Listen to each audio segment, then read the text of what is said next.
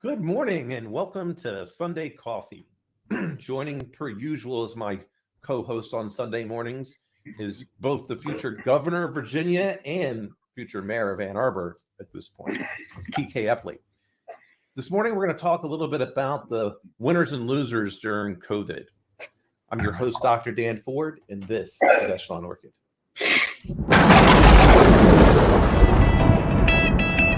Guess who's back?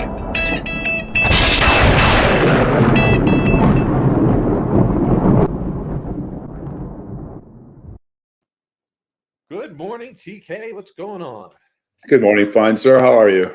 Oh, a little cold here, but probably about the same temperature where you're at. It's well below freezing. A year or so ago, you were telling me something new about being cold. Now I'm part of the brotherhood. Yeah. Again. It's I don't even know. Definitely a different kind of cold. At least the sun comes out. Right. That's a big thing that I've noticed. The sun comes out and it's cold. It's a little bit manageable. I've been to certain parts of the world where it's about the same temperature, but then there's like no sun. It's just cloudy the entire winter. That's a different kind of cold. I will not deal with it. I'm not doing it. Yeah, I mean, like I was just looking at the thing. Right now it's 18 degrees and it feels like 5 here. So we have what we have, right? And it's always funny to me when you see people that are, it's like, it'll be 30 degrees outside and they're wearing shorts. And I'm like, well, the temperature did just increase by 30 degrees. So Right. Back in Maryland, all of a sudden it's 30 degrees and it increases by 30, which is typically like winters in Maryland are like right around 30 degrees, Right. You'll get some days in the 40s and stuff, but then people aren't wearing shorts in the 40s. Here, 30s and 40s, people are walking out. I'm like, dude, it's still cold. What are you doing? Like, I'm not doing it. I mean, Southern Virginia, if it gets down into the 30s, I mean, most people are halting all their activities. But like I said, it's like I'm up here and it's I work indoors, I live indoors, and if I have to go outdoors, I have proper clothing. Yeah. So it's not that we're not talking about anything crazy. No, not in that regard. My biggest thing was when I was over at the bank out here, my team was split between two buildings, and my whole thing was I'm not putting on another coat to walk between buildings. Right. Good job, tough guy. Yeah, I'm not letting this.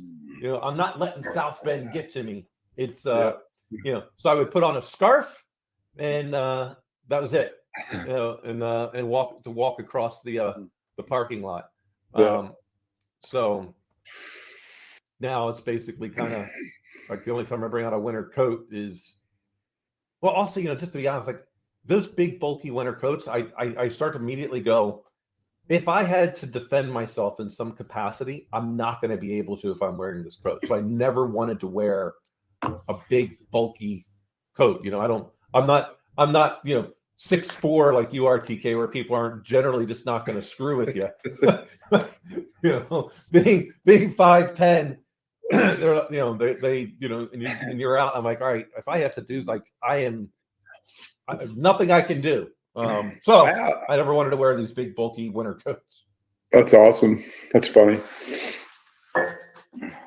Like I said, I love Ann Arbor. I love Ann Arbor. I love living up here. It's fun. Yeah, we're definitely going to be up that way in May because they're finally doing like a graduation thing due to COVID, which is 2 years after the fact. Yeah, 2 years after the fact, they're going to finally do something. Which, Dan, I have to say, this is the first time in recent memory where you've not been adorned with the Michigan gear on a Sunday morning. Yeah, I was wearing it yesterday, and is it all in the washer today? Yeah, it's all in the washing machine at this point. Been out there cooking some product. We met with the distributor, which went well. I mean, everyone, all the people in the industry that say, they're like, hey, this is good. Oh, you need to put a little more age on this, got to do that. And I'm like, yeah, I know, but we're doing, we're doing something a little bit different. So, we don't believe the age is going to wind up mattering as much as what people think it does. And we're coming to find out when they're just, age matters, in terms of whiskey. When people don't know anything about whiskey, they go, oh, well, this is 14 year. This is this. Yeah, that stuff only mattered. And they don't understand that you had to age it that long to get rid of all the nastiness that they did, because they just wanted to rely on the wood to provide all of the additional flavor. There's so many other ways to do it. As opposed to top shelf ingredients and other things, right? Right. And so, we've been playing around with some different things, and we're going to because some of the grains that we use, because it's a smoked whiskey. Part of the grains in there, it was smoked with cherry and birchwood. So we're actually going to be finishing our whiskey that which we've just secured some barrels for this. We're going to finish our whiskey in Michigan cherry brandy barrels. Nice. So we've done some some testing with it, and we're like, this comes out really, really nice. And again, it's all about the Midwest. Cherry brandy is I really enjoy cherry brandy. It's a nice little sipping thing to have after dinner. They don't. I wish they would. You have ways in which you can make it a little bit drier versus sweet. Right. And there's only a couple of places I've had where they can get it closer to that. That it's basically, for those who don't know, you can kind of, maybe for some of the people it's a little early to talk about alcohol in the morning, but it's not too early. They're just still on last night's. Still on last night's stuff. Yeah. So like cognac, which is a brandy. I mean, that's what a lot of people don't like. There's really only two types of alcohol. Really, it's either wine or beer. Basically being, if it's a fruit, it's wine. And then if it's distilled, that fruit's a brandy. Now you've got exceptions to all this stuff, but then you've got, if it's a grain, it's beer. And if it's distilled, it's whiskey. I mean, then you've got all your different categories. I mean, that's basically it. I can't think of anything that kind of goes against that. One person wound up saying to me, yeah, well, you can make alcohol from tree bark. And I'm like, well, tree, I would consider that a grain because it's a plant. The only thing that gets confusing to me, what if it's an apple tree? Like, it's hard. Fruit, but no, I'm like, the tree would be the plant, the apple is the fruit. So that's how I distinguish the two. But when you start talking about, we wanted to talk about some of the winners and losers during COVID, and I'll just start it off. I mean, I got to tell you, I think part of the losers and all this stuff, or at least they get, and I wouldn't say loser, but a loss. Like, hey, I didn't get to actually have my commencement for my MBA with the people I had spent 2 years together grinding through on the program, and how many others just didn't get to have that, that completion moment. I think that's quite a bit. Jared graduated college, got his paperwork in the mail, didn't walk, so to speak, and everything like that. So I think when you, without getting us deplatformed, I think that 20 years from now, when people look at this, they're going to laugh at us. Right? I mean, as to the extreme measures we did to for things that were not necessarily necessary, right? In a personal thing. And so I think there's a lot of personal moments. I mean, and I'll say this, Dan, that's relatively innocuous, right? That's a first world problem. How many folks, I was going to go on enterprise stuff and in business, right? But how many people did not get to be with a loved one when they died because they couldn't be in the hospital? Yeah. You didn't get to walk a commencement, which is, you worked hard for that. And I would never take that away from you. Right. And I'm, as a friend of yours, I'm super proud of you that you busted your ass once again to go out and do that. But in the bigger picture, how many people didn't get to be with a loved one when they took their last breath? So I'm curious with that piece. I think I would probably have been in jail because there would be no way I would not be there. Like you're just gonna have to call the police. Like it's Right, exactly. I think there's and then I would dare a jury to basically convict them. well, here's the thing. Do I get a jury of my peers? Yeah. Or do I get a jury of a hospitalist's peers? Yeah. Right. I mean, those are the things we're thinking. I mean, not to get off on a tangent, because I really want to talk about the business aspect of this, winners and losers. But look at what's going on in Canada right now. Oh my gosh. I mean, in the U.S., police have to worry about whether or not everybody in the crowd has a firearm, right? Which, to a certain extent, allows peaceful protests to last much longer than some people think they would. Mm-hmm. And 56% of Canadians right now just wish that would stop for no other reason than they don't want to see it anymore. Right? They're not like understanding. I was reading yesterday, and there's one thing I saw yesterday that really disturbed me was the the Canadian Mounties and the police there have really, their history's not shouldn't be kind to them. Mm-mm. Right? They took their badges and their name tags off their uniforms. If you're a public servant and you do that, whatever you're going to do next is not good. Yeah. Right. And I think that is like when you look at winners and losers, like things that it's like, well, why?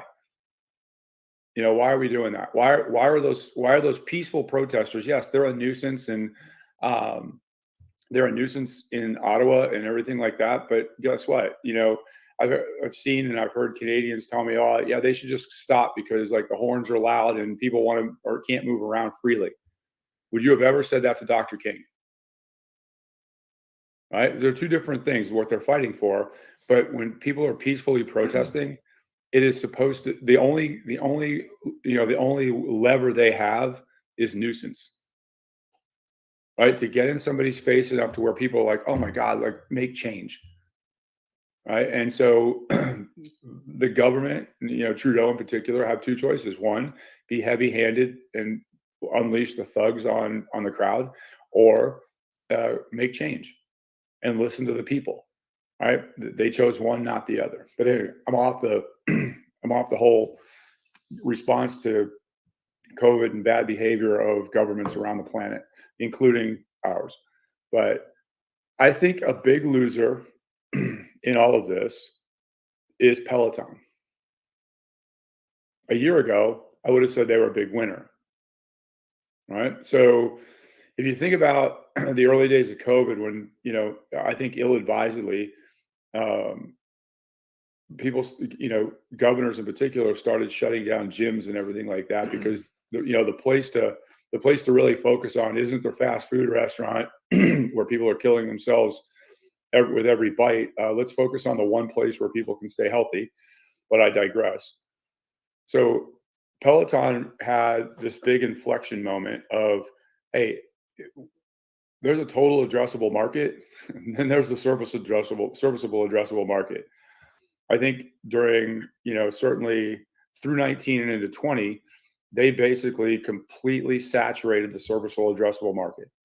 Right? They sold a bicycle to everybody that wanted one.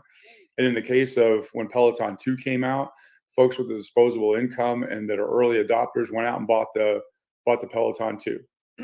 Then they came up with a treadmill. They had some issues with that. I largely think some of the issues were people can't walk and chew gum at the same time while they're on a treadmill, and they fell off, right? Yeah. But it's got to be somebody else's fault, not theirs.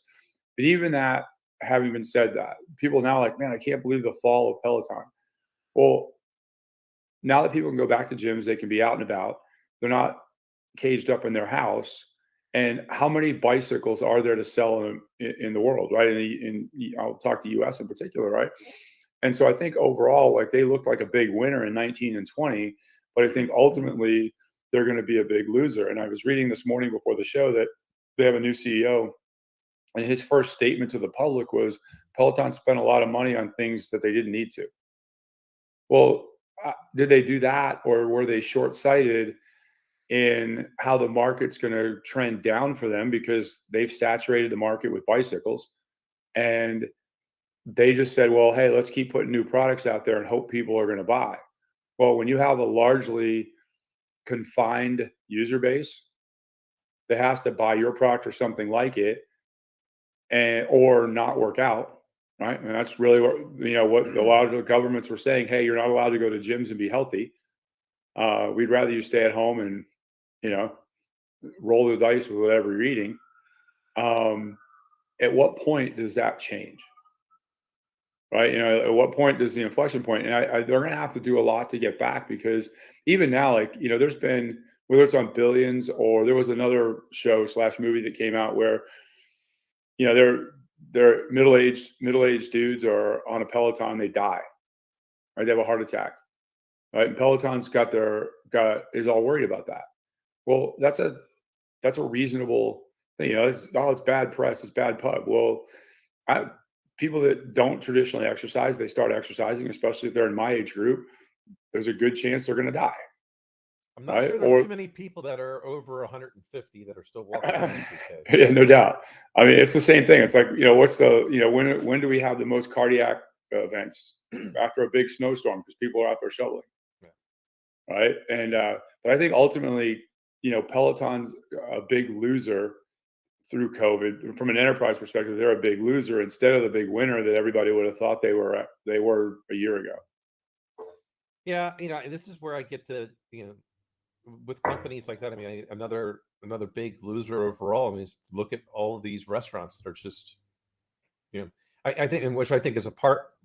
COVID brought this out, but I think largely there's been a problem in that, food and beverage service industry for a while, in that you don't pay a lot of these people that are representing your brand fairly.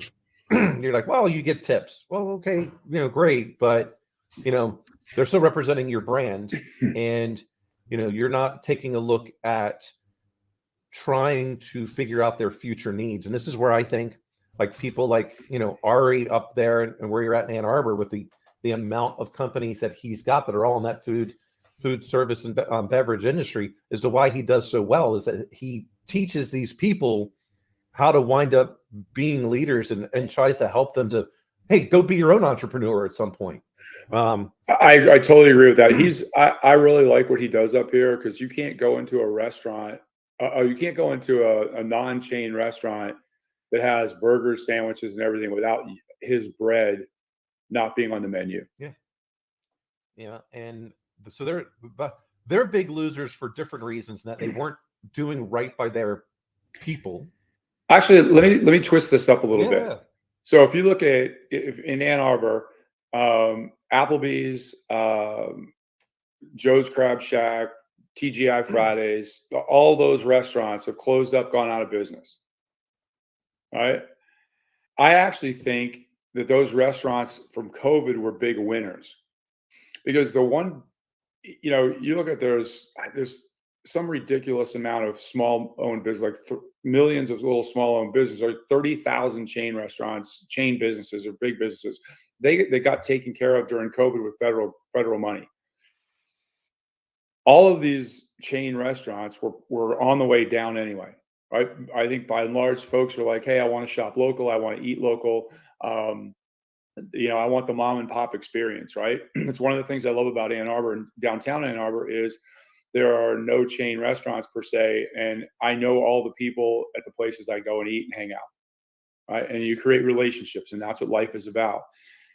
I think it's been, not only did these big restaurants get federal dollars to help them out through COVID, and then when they started to go bankrupt or liquidate or cut into the number of locations they have, they've done it under the guise of the pandemic, and the optics are better for them, right? And so I think they're actually the big winners, because I think most of those businesses, most of those fat shops that I call them, like, you go in there and that's the only reason you're going in there is to gain weight, and they were teetering on extinction anyway. And they basically got the blanket of COVID to basically say, "Oh, I'm sorry, nobody's showing up. We can't stay in business," and it allows them to contract in a way that the optics aren't as bad publicly. Yeah. Well, I was saying the loser part is the people that are having to that were working there. Now, hopefully we're going to be better. But this is where I think a lot of the where the in that food service beverage industry, especially if you were in a state that started to require you to remove tables. Right. Now all of a sudden you're paying your overhead costs just went extremely high, and some of them are still doing that. But that didn't. I don't think the net effect on a chain restaurant, on a public. Oh yeah, not on a chain. Yeah, I don't. No, I mean somebody has to tell me why I could go into a Walmart or a Target and it was safe to do it, but I couldn't go into a mom and pop restaurant and eat. Well, nobody, like, somebody tell me that, like, you're not going to explain that to me, because everything that comes out of your face is going to be crazy talk after that. Yeah. Right. I mean, it's like, no, I can't get good. It's good to know that I'm COVID resistant in a Walmart. Yeah. Right. And, again, it's the biggest retailers. And to me, there's an interesting thought, there's an interesting thought that the government really backed these 30,000 or so big corporations because they're the one with political dollars. They lobby, they do everything else, right? Mom and pop restaurants don't spend money lobbying. So who cares about them? Yeah. Right? And the more we consolidate, the better off it is for politicians. Isn't it? I find it interesting that all of a sudden, with all the poll numbers being completely down, that now it's okay that kids aren't going to be, they're now no longer going to have to be masked in schools, even in these blue states, because all the poll numbers are down. I mean, it's funny how just magically those things happen. I was never a big proponent of wearing masks, mainly because, well, I mean, I look at it as, it just hurts my breathing, and now my allergies go insane, and I just not looking to do that. Now, when I would travel to Europe, I would wear, I mean, not to Europe, like when I was go to Asia and fly, I wear a mask on a plane and stuff because, hey, I didn't want to get sick. Right. And then I realized when you're on a plane, it's the best place for me to be, and put that air blowing directly on me, because all that stuff's being filtered is better than the mask I would be wearing. It's HEPA filtered. Yeah. I think it's like I think when we talk about mandates, right? First off, the word mandate sounds like it's important, but it's not a law. Yeah. It's a sternly worded letter from the governor telling you what he would like you to do. What we've seen in the last 2 years, and certainly as we've had gubernatorial elections, are that in Virginia, every school teacher, and they listened to the governor 2 years ago. We have a new governor with a different party, and now they don't want to follow his mandates. Right. So we've already proven that that's not a thing. I'm not anti-vax and I'm not anti-mask. If you want to wear a spacesuit in public to keep you safe, have at it. Yeah. It's none of my business. This is part of the freedom we enjoy. That if you want to wear a spacesuit and I want to walk around in a Speedo with flippers on, who cares? Right? I'm not, your rights extend up to the full array of rights until they impinge mine. Right? And I think that's what we forgot over the last couple of years because of the hysteria that was created. Right? And I think it's really affected small business the most. Right? I mean, think about so I think another big loser, like you look at REI.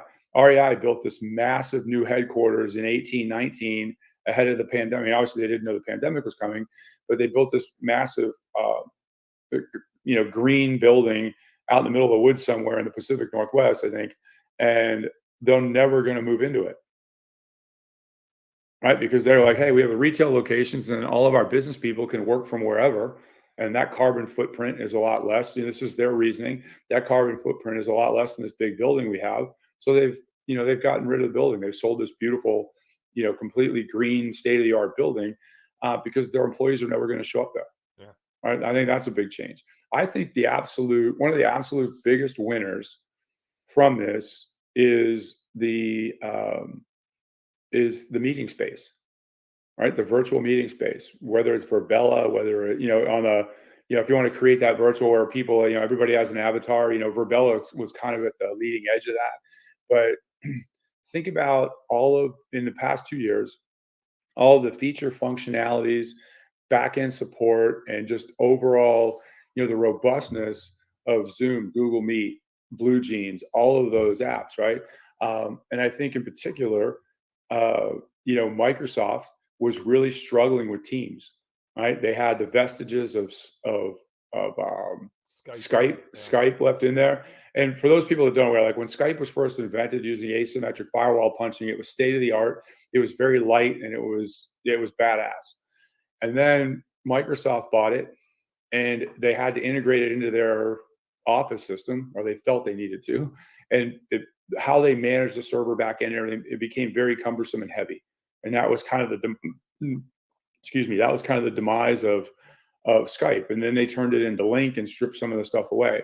But I think in particular, Microsoft Teams has had a complete rebirth to where, and I'm not 100% sure of this, but from using it, it seems like the vestiges of Skype are gone. And now they've got a product that works, right? But they're still, I think, in an uphill battle against, if you're not talking about Zoom and the standalone products, I think Google Meet works much better. It was designed to be light from the ground up, but I think when you start looking at the big winners, you went from, hey, we've got a smaller group of people that use all these virtual meeting services to we're not going inter-company like we traditionally did before the pandemic. We are intra-company where, hey, all of our own people have to talk on this. So the amount of user hours went through the roof. And now it was, as people that have built software companies and deal with it every day, the amount of users really helped me out to basically quickly change what I'm doing, because now I have supported use data to help me make positive change. Yeah, as we start talking about that aspect, I think this is where a lot of Americans, from a winner's perspective, had to take they all got the chance to take a step back for a moment and realize that they're spending way too much time in a car, and they could get back a lot of their time. And I hate saying work-life balance. I think that's a very silly statement. I think that RB put it like, hey, there's you can now have an energy balance, which becomes a little bit, I think, to me, works better, because if you spend too much time in your professional world, your personal life suffers. You spend too much time in your personal world, your professional life suffers. So things balance out. But now we could get a quality of life. Right. And because I think many people have forgotten that you need to have a person, some really good, a purpose in your personal life, and you need a purpose in your professional life, because they support each other. If you're just all about one area, everything else suffers. So, the fact that people can get 10 hours or more, I mean, that's just 10 hours in a car back into their world, plus however much time it took them to get ready, in the morning to get to that point. You get all that time back. Right. Now how much more productive can you be? And sure, there is an aspect of I think his name is Dan Arietta, something along those lines. He's a professor out of Duke. He said, in his research that he's done, you have two different dilemmas. When you're in person, you build relationships better and you're able to be more creative, but you lose efficiency. When you're remote, you gain efficiency, but then you lose that team building and things, because there's certain nuances even with video chat that we can't get. And so in his mind, and when he goes, the best thing is for people, and certainly in many job functions, to be in a hybrid environment where we come together for a short period of time to build those relationships, and get all the different nuances that we get from all of our nonverbal communication, and then go back to wherever you need to be to actually get the work done. So, You know, Right. you don't, you know, and it makes a tremendous amount of sense, especially when you talk about technology people. I mean, most computer programmers, they want to put their headphones on and just leave me alone so I can be efficient. Like, we don't have to talk. You've told me the objective. I got it. Let me code. You know, Exactly. right? And like, and probably the same thing with people in accountants. Like, I think most positions in a company don't necessarily require a that strategic development to where you're having to continue to bounce a bunch of ideas off of. There's a lot of jobs that just require efficiency, and let's make them efficient and let them have a really good life outside of work so they can maintain being efficient. I think you're correct there, that unless it's a manufacturing operation where you physically have to put things together, um, especially like in the software world, it's like, you're right. Like, think about the Coopers of the world and everything like that. Just, okay, I understand the assignment, as the song goes. And the rest of it is like, leave me alone until I have a representative sample of what the end state looks like. Yeah. Right. And then we can adjust from there. I think another winner is food delivery services, DoorDash, all of those, right? Because prior to the pandemic, that whole Postmates, DoorDash, that was very small, and a pizza place would deliver, right? You would not be very, local restaurants would have a driver and they would deliver. And now we've desensitized the general public to not leaving their homes. Again, it's convenience, right? Do I have to go to the restaurant thing?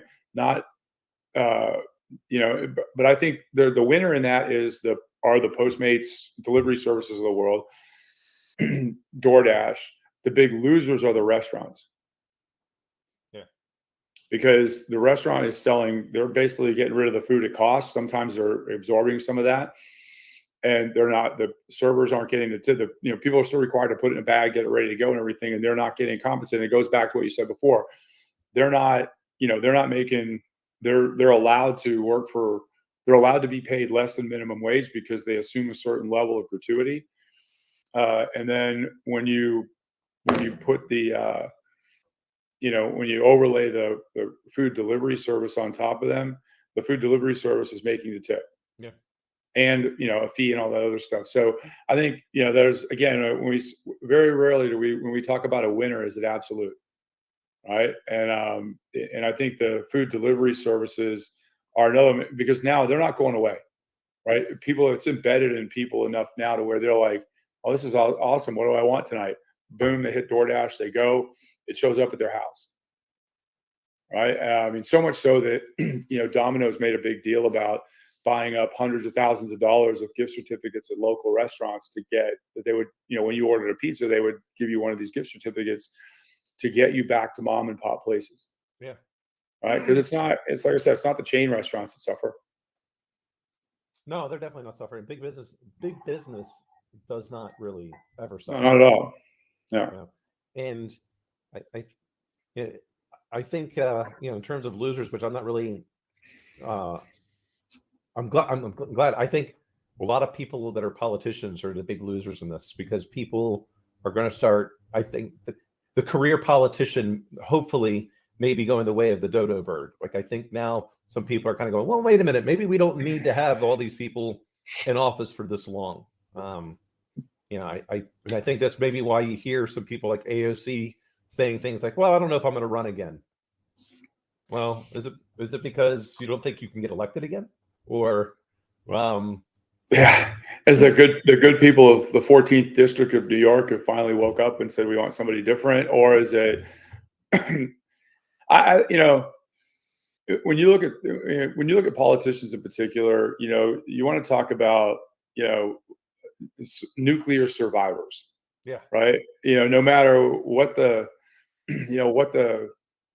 political climate. So I think the last time you had a big exodus was leading up to the '94 election, when they changed the rules that, prior to '94, whatever you had in your campaign chest, your campaign war chest, you got to keep when you left. Which, guys like Dan Rostenkowski and others that were it served from the late 50s, early 60s until the 90s. They had, sometimes hundreds of millions of dollars in that, and they walked away. They were allowed to walk away with that money. And changing that law that it went back into the general fund, or you couldn't, the individual member couldn't keep that money, caused a lot of folks to walk away. I think that, in light of, and it's not just Nancy Pelosi, but she highlighted it being the speaker and being the face of it. They're effectively allowed to inside trade, right, based on things. And the optics, if nothing else, were extremely poor when asked, should we be allowed to do that? And she's like, why not? Right? There's a level of, if you look at, especially when a lot of Americans feel that they were undeservedly incarcerated in their homes and for the last 2 years, whether that was local politicians or not, nobody cares, right? It's like, hey, politicians told me I couldn't freely move about the country. Yeah. Right. And so, but by the way, you're making tons of money off selling stocks, right? Or buying or, trading stocks, so to speak. And so the optics are terrible. And I hate to say it this way, but probably a good portion of the American populace has no idea what buying and selling in securities is all about. Right? They don't understand the math behind it. They don't say they invest in index funds and a 401k and things like that, and they let somebody else do it. Right? And again, I don't. It's just like everything else. Like when people said, I've had people say, "Oh, cloud, the cloud isn't secure," and like, so you tell me that the NSA and the CIA spend hundreds of millions of dollars a year on cloud servers because it's not secure. I don't need to do the math. I don't need to show you the zeros and ones. I don't need to know. Let's just get down to the simple fact of it, right? All these politicians, even at the federal level, they make 175, 194 if you're in a leadership position a year, and you show up with, moderate means, and then you walk away with hundreds of millions of dollars. Right? That's what people are getting angry about, right? Even if what you did wasn't illegal, there's a sense of privilege that people are feeling that, hey, they have information to be successful that I don't. All right, and I think that's the bigger. I think that's the bigger loss. Yeah, I mean, I think about it this way. I worked for a publicly traded company. I knew certain things that we were going to be doing, and not doing. How come I can't trade on that stock? Right. I mean, I like the parent company. I can't invest in now because I'm privileged to information every week that goes on of what we're doing, what the next thing is, and there's days where I'm like, man, I wish I could, I could get in on some of this. You know what I mean? So yeah, I mean, I think there's that, and when and it's when you see the hypocrisy in the media of, hey, everybody's got to wear masks, but we're not going to wear masks, right? It comes down to something that simple, right? I'm a big believer if you can't get the simple things together, when things are really morally difficult, you're not going to do the right thing, right?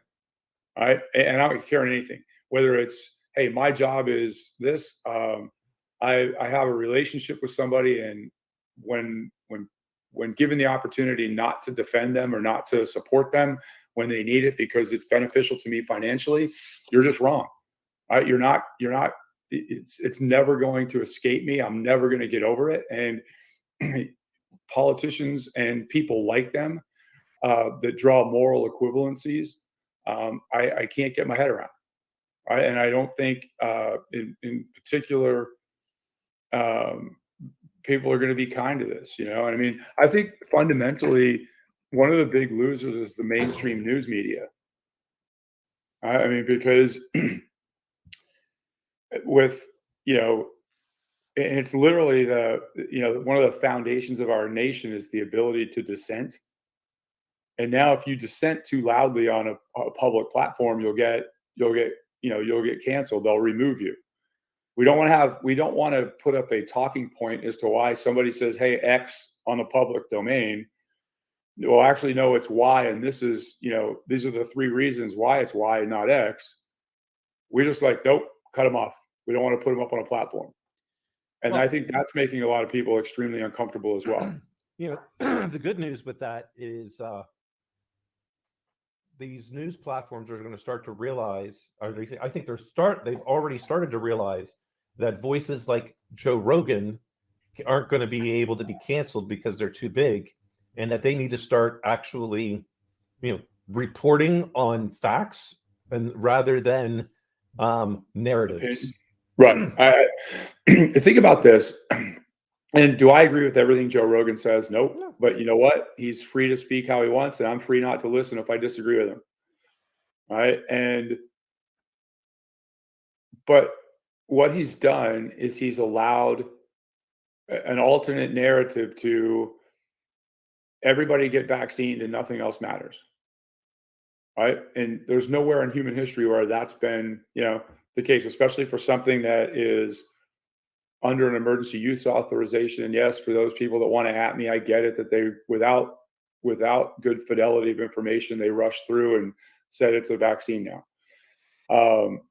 And again, I'm not anti-vax. I'm anti-mandate. Right. And what Joe Rogan, if you look at Joe Rogan, he has 11 million viewers roughly a day, right? 11 million views of his show a day. That is more than the opinion people on Fox, the opinion people on CNN, the opinion people on MSNBC, all combined. Yeah. What's the guy? Anderson Cooper. 890,000 people a day listen to him. Not 8.9 million. Right. Yeah. 890,000. What's her name on MSNBC? Maddow. Like 1.2, 1.3 million, right? I mean, yeah, you have a voice. But how big is it? And that's what scares the general public, because you're right. You can't deplatform Joe Rogan. No, he can go anywhere. And this is the interesting part, and why. And I think one of the things is, Joe Rogan says constantly, "Hey, don't listen to me. I'm an idiot." This is why I have experts on, right? People that know more than I do. And hey, when is CNN going to actually have someone like a Joe Rogan on the show? He went and had Gupta, the CNN's medical right, on his show, and like, all right, let's just explain. And they just went at it. He's like, but that's the thing. Like, everybody, like, there's a guy, Dr. Malone, who invented mRNA. Yeah. It's gotten the patents, and people are like, oh, he's a quack. Yeah. Well, here's the thing. If you just, in today's world, if I disagree with you, the easiest way is not to like come up with facts and to prove that you're wrong. It's just basically say, hey, you're a racist, you're a misogynist, or anything else. And that works on both sides of the coin, right? I mean, everybody does that, which like, for humanity, bums me out, because we need to have a lively debate. And but yeah, I like the fact that, and here's the thing, he's challenged. He asks people all the time to come on, that the naysayers of Joe Rogan. He's like, well, come on, let's have a chat about it. Yeah. And so, like, the other one, it's like, so Peter McCullough, who's also like testified at Congress and all this stuff. Yeah. One of the most published practicing physicians in the world, and all of a sudden now he's an idiot. He's like, hey, like, and he talks about, like, and even in his other things, he's like, look, this is what my research is indicating, and here's this. I'm testing this. I'm doing A/B experiments, to see how we can do things, because in his mind, and I agree with this aspect. He goes, look, and he said, look, I don't have any issue with any of these vaccines. What I'm saying is, why are we only doing one approach? Anywhere else we do multiple approaches in order to prevent something from happening. So why aren't we paying attention to ensuring these people don't get hospitalized? Because he goes, look, if someone gets hospitalized, there's like, I don't remember what his exact percentages were. He goes, but if you go to the hospital due to COVID, you've got like a 95% chance that you're going to die. So maybe we should try to do something to prevent you from having to go to the hospital. I'm going to say probably the most unpopular thing that can be said.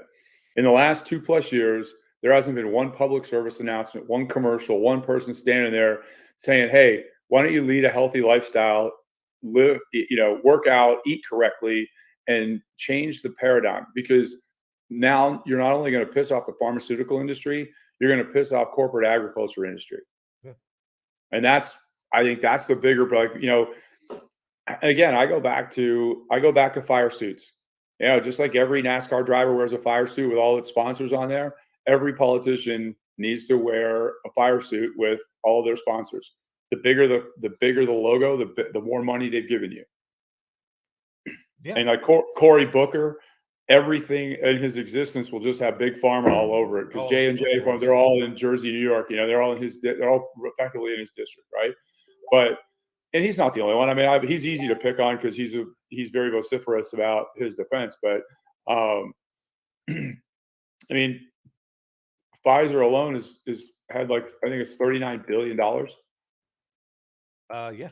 for an emergency use authorization thing. Like I said, if you want to take the vaccine, fine.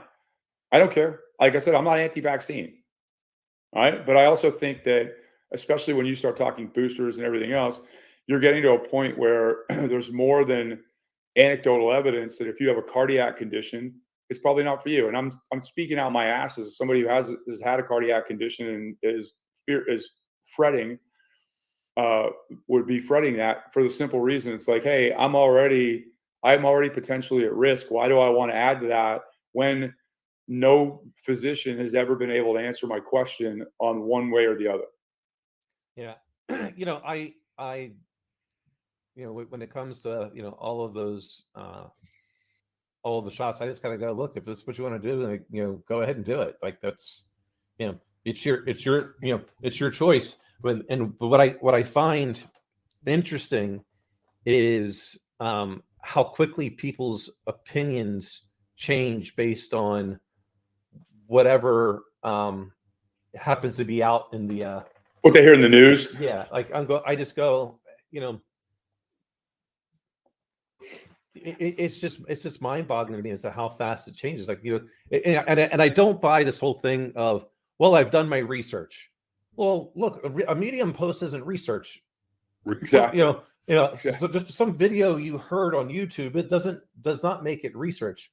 You know, it's like if you want to go, and again, I just go back. Hey, did you read like the New England the New England Journal of Medicine? They put a lot of stuff out there for free. If you're reading something from there, hey, okay, but it's not your research, bro. That's that person's research that you've read. Right. There's a big difference between those things. But I'm like, hey, you know.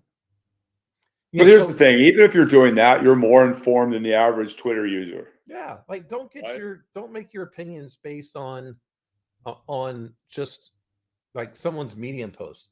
Just because someone may be a doctor doesn't mean that they've been necessarily trained in whatever it is that you're doing. Virology, right? Yeah. Right. And like, you know, and like you said, hey, you fired your general practitioner because he's still preaching the food pyramid. Right. And all that, you know, doesn't work in today's world, right? And right. But hey, I find it, you know, very interesting the amount of people that are like, hey, it's your body, your choice, until it doesn't agree with them. Well, that's what I was going to say. That's the bigger thing, right? People listen, people follow people on social media, read, listen. They listen for affirmation, not information. Yeah. Right. Everybody wants to be thought of as intelligent and not having any blind spots. Right. There's the list of shit I don't know is much larger than the list of shit I do know. All right. And if you start with that, like I have really conservative friends of mine, they're like, why do you follow the president and vice president on social media? Because they're the president and the vice president. Yeah. I want to know what it is they say. Right. Know? Good or bad. I want to know what they're saying. Yeah. Right. And to say I'm only going to put in front of me things I agree with is the big loser of the early 21st century in America, globally, but certainly I'm going to talk about the US, is people listen for affirmation, not information. And most people, when you start saying stuff they disagree with, or you challenge their argument, they don't want to debate. They want to put you down. Yeah. Yeah. Right. Because it's easier for me to call you names than it is to actually be thoughtful and have a reason why I feel the way I feel. Right. Yeah, and one of those things in terms of you know, how quickly people change their opinions. Let's take the World Health Organization as a great example. when they were, saying to do certain things, and President Trump at the time was looking to get out of the, supplying them with stuff. All these people, oh, the World Health Organization knows everything what they're doing. Now the World Health Organization comes out and says you can't booster your way out of this stuff. The boosters are not effective, and all the people, oh, they don't know what they're talking about. Well, wait a minute, they just did a little while ago, and you're saying they're the international experts. Yeah. And they're telling you you can't booster your way out of this. To stop with the boosters. Now all of a sudden they're idiots. I find those kind of things fascinating, and I've never felt that the World Health Organization were idiots or anything. I think there's, just like in everything, there's a lot of good people there. There's probably some people that aren't, but in large, I think they're going, hey, based on what we've got, this is what we're advising countries to do. Right. And hey, I agree with them. I don't think you can booster your way out of something like this. Just like there's a reason why, and again, I'm not comparing the flu virus to a coronavirus. They're different, but there's some similarities in that every year people are basically getting a booster of the flu shot, yet the flu still exists. Well, I think there are a lot of times, and again, I'm not a scientist and I don't play one on TV, but from what what you hear on television, like a couple of years ago, people were being given a flu shot for the previous year's strain, and the new strain had changed enough to where effectively the flu shot was ineffective. Yeah, right? I mean, every year they post the efficacy. It's a guess, right? That's not anybody being malfeasant or anything. That just tells you the fluidity of a virus, right? And all of a sudden, like we got it nailed down. And even with the COVID virus, like after it started out with, if you get the virus, you can't transmit, you can't get other people sick, you can't get sick, to hey, it may, right? And they went from as a guy that used to be a Coast Guard captain, you have might, may, and shall. Yeah. In the rules, right?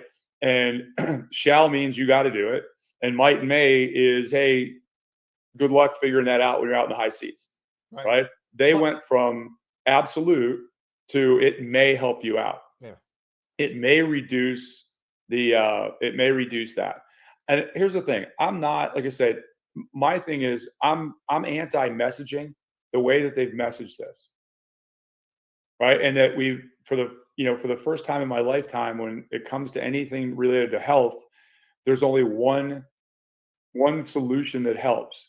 And more importantly, I think that when you have governors and other elected officials actively trying to not have alternative treatments available to the population, that's nuts to me. And then you get an idiot like Terry Bradshaw up there talking about ivermectin, and he's talking about the bovine version when the human version is one of the most widely tested, widely used drugs on the planet, right? And it's won a Nobel Prize. And to me, like I said, I'm not advocating for either way. What I am saying is to not have the full range of options at your disposal as a human, I think is disingenuous of the powers that be that are saying, hey, you've got to just do this one course of action. Yeah. It's funny because, I had COVID, and, I already knew what my plan was going to be in the event that I had it, that I got it. And when the research that I read, and there is plenty of discrepancies, within it. There are those that are touting, ivermectin and hydrochloroquine.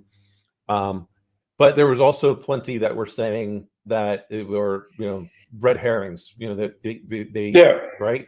And I'm like, hey, okay, but at least they were testing it. But the other part was in these different studies I was showing, what they all agreed to, like all parties agreed, monoclonal antibody infusion and steroids were the most effective in reducing the probability of you going to the hospital.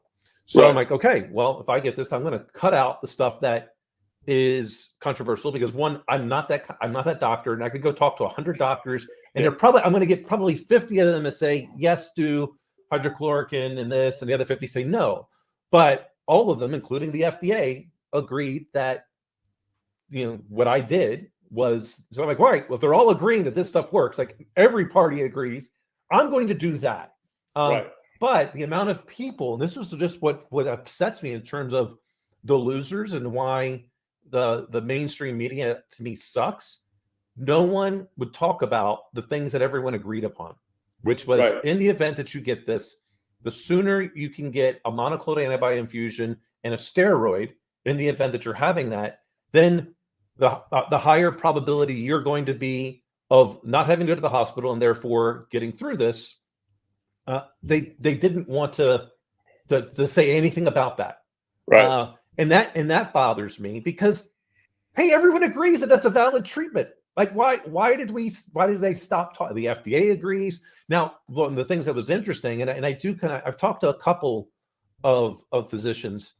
I'm like, well, why wouldn't they do that once they're in the hospital? And they're like, well, once they got to the hospital, it was, this is the treatments they have found were not, those treatments that themselves were showing not to be effective at that point. It got beyond that. And so we had to do other things, but they all kind of said, I had some that say, well, you should do it anyway, because anything is better than nothing. But they just, wouldn't tout this ahead of time. And I don't understand why. But I think that with that being said, that's why I think like probably the biggest loser of COVID is the mainstream media. Yeah. Yeah. And I'm glad maybe they'll actually start, reporting on some facts, and then having people, hey, we could debate whether or not it's a true fact or not, but because like this is, again, when people talk about anything, doesn't matter what it is. Like I had a conversation with one person. They wanted to tell me that probability doesn't matter. I'm like, well, now you've lost me, because everything in life is probability. It's probability and statistics, right? That's I'm going, hey, like there's a probability that I walk out of my house there, even if it's small, that I could slip and fall, hit my head and die. That probability exists. Right. There's ice out there. That increases that probability of that occurring. Even if there's no ice, I could step on a rock incorrectly into that. While it might be extremely small, it still exists. And it's with that in everything in life. So, and this person was trying to tell me, no, that's just not true. Okay, well, there's no more reason for me to have any further conversation. Right. I mean, it's everything in life is about managing risk. Yeah. Right. Do I think the risk, like you said, do I think the risk of me slipping and falling down and killing myself is significant? No. Is it greater when I hop in an automobile in the morning?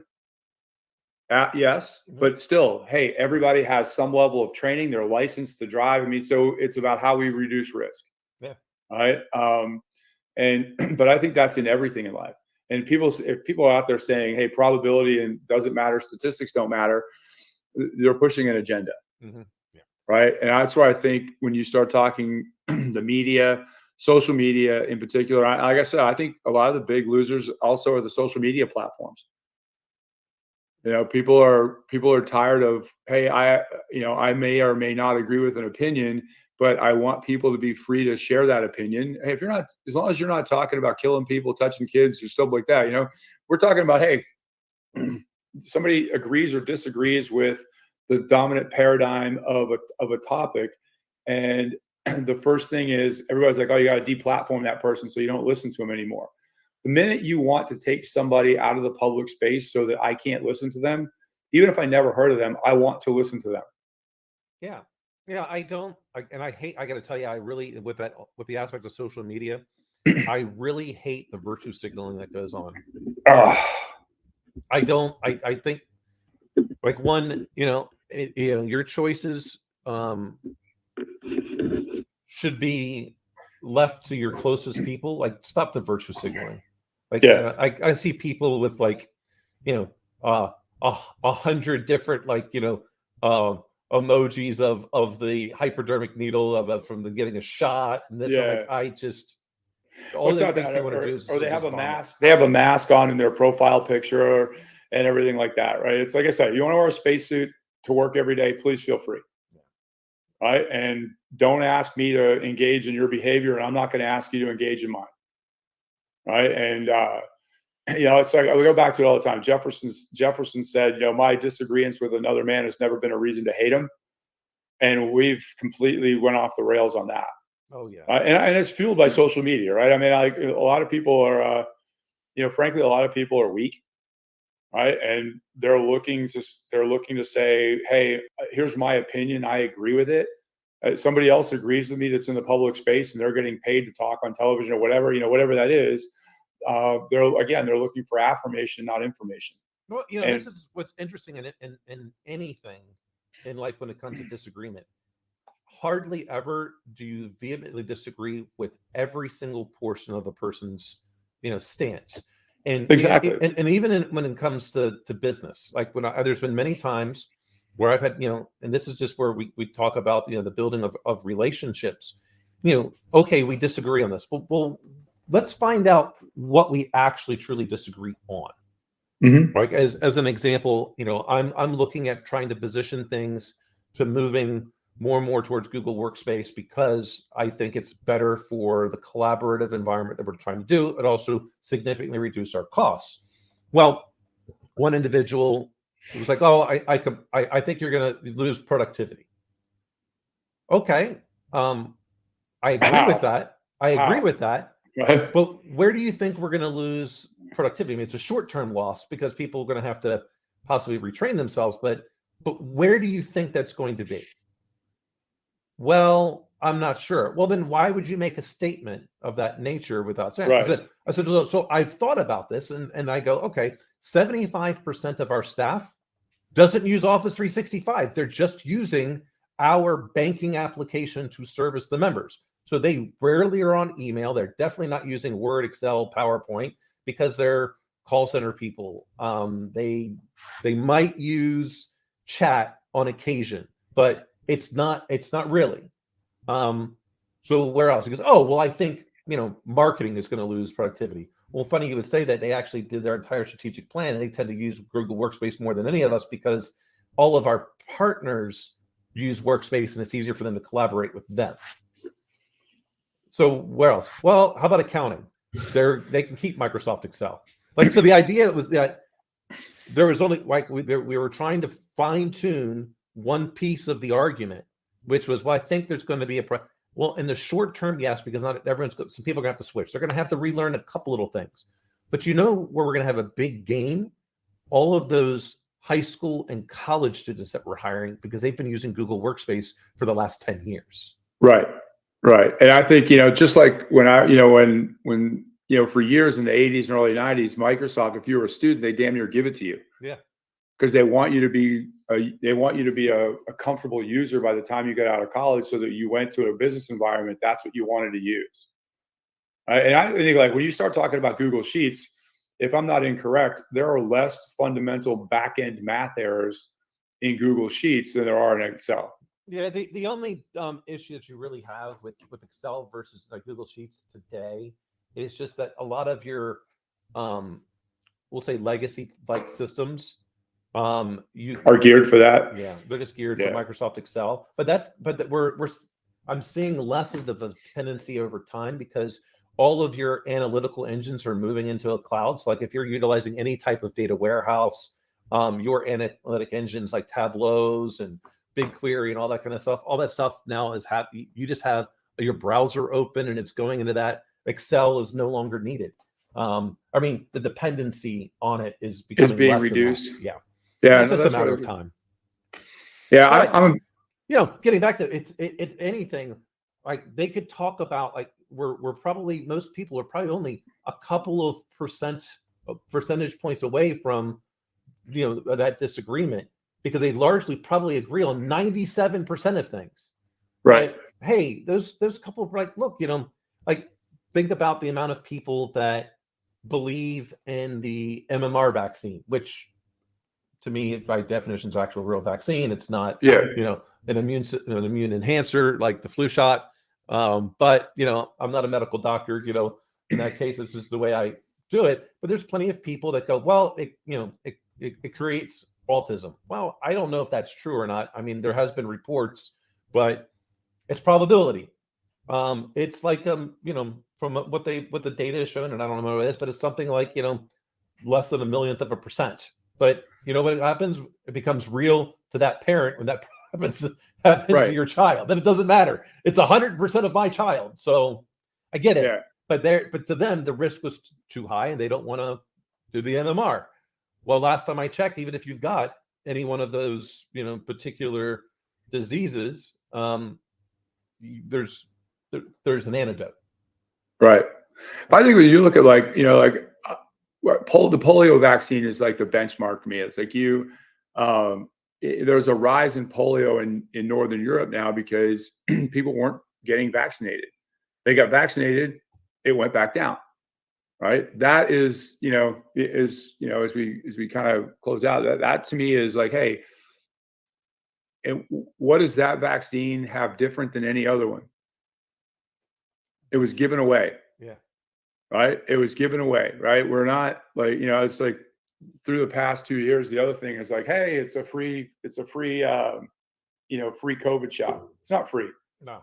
Somebody's paying for it. Taxpayers are paying for it. Oh yeah, we're all paying right. for it, so. You know. Yeah, but it's like I said, you and I are in violent agreement on that. It's like, hey, look, I don't care what you want to do in life, but if you have an opinion and you want to shut my opinion up or Joe Rogan's or anybody else's, you're not thinking far enough ahead, right? And I think ultimately, kind of like I think in the next year or so, I think you're starting this big revolt of, hey, stop deplatforming people, stop telling people their opinions don't matter, stop saying, hey, this is misinformation, right? What you know, I would think, you know, I would think that the American public in particular is, you know, getting fed up, you know, and you know, like you said, whether it's elected officials or anything, people are starting to look left and right and go, hey, what are the winds doing? Why do I want to do this? Right. Or I don't. Right. I mean, think about it. There's 20 some odd, you know, congressmen already that have said they're not running, both parties. Yeah. Right. And not because they're scared of their districts or anything like that. They just don't want to deal with they don't want to deal with it anymore. No. They don't want to deal with the day to day. I don't blame them. No, not at all. Not a job I would want.